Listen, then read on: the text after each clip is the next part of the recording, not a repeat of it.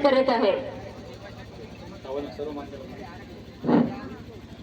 सर्व आदिवासी समाजाला माझं विनम्र अभिवादन।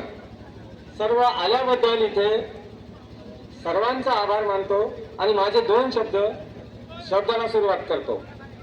मी पारडी आदिवासी परिषद यवतमाळ यांच्या वतीने इथे आलेलो आहे। सर्वांनी आणि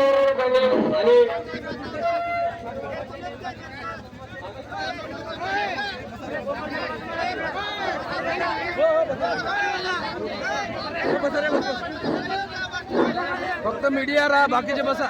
मीडिया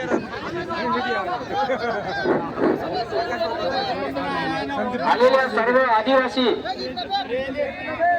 समाजाला अशीच एकजुटता दाखवण्याकरिता आपल्याला तालुक्यात नव्हे तर जिल्ह्याच्या ठिकाणी नव्हे तर विधानसभेवर सुद्धा आपल्याला एकत्रितपणे जाण्याचा मोर्चा एकत्रित करून सर्वांनी आपली एकजूट दाखवण्याची नितांत गरज आहे।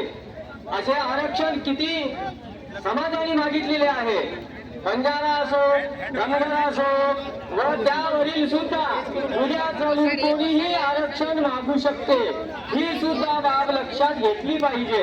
आणि सर्वांनी अशी तयारी ठेवावी लागेल आपल्याला की जेणेकरून येणाऱ्या अशा कित्येक वर्ष सुद्धा आदिवासी समाज हा अबाधित राहिला पाहिजे।